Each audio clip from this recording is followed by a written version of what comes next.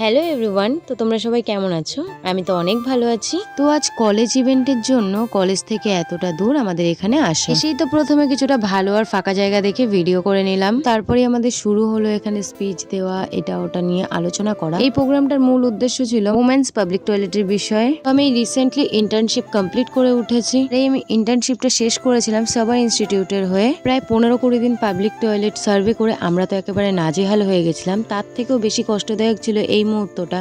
প্রায় 2.5-3 ঘন্টা আমরা বসে স্পিচ শুনছিলাম। তো এই প্রোগ্রামটা চলেছিল প্রায় সকাল 10টা থেকে 2টো পর্যন্ত। তো এতক্ষণ আমরা বসে বসে ওটাই শুনছিলাম। তারপর বাড়ি ফেরার উদ্দেশ্যে রওনা দিই। না এখন বাড়ি যাওয়ার কথা ভাবছি না, কারণ সামনেই দুর্গাপুজো। চলো একটু কিছু কেনাকাটা করে আসা যাক প্ল্যানেট থেকে। প্ল্যানেটে এসে আমরা যা দেখলাম, এখানে কিন্তু পুজো লেগেই গেছে।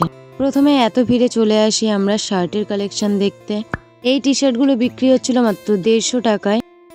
তারপর আসলাম জুতোর কালেকশন দেখতে। এখানে একটু বার্গেটিং করলে সবই চলে যায়। এখানে কিন্তু 200-250 টাকার মধ্যে ব্যাগগুলো ছিল। মোটামুটি যাই নেবে বার্গেটিং করে নিতে হবে। তারপর আমি চলে এসেছিলাম আমার বান্ধবীর সাথে ফুলের দোকানে। আর এদিকে সামনে যে ফুলের বুকেগুলো দেখতে পাচ্ছ, এগুলো কিন্তু 150 থেকে শুরু করে 350 টাকার মধ্যেই ছিল। সেই 7 সকালে বেরিয়ে এখন বিকেল 4:30 বাজতে যায়, আমরা কিন্তু তখনও ফুলের বুকে কিনছিলাম। আর এই সুন্দর তোড়াটা আমার বান্ধবী মাত্র 100 টাকায় কিনেছিল। এট লাস্ট বান্ধবী দুটো ক্লিপ কিনে নিয়ে বাড়ির দিকে রওনা দেয়। তো আজকের মতো ভিডিওটা এখানেই শেষ করলাম। ভিডিওটা ভালো লাগলে লাইক করে দিও। বাই।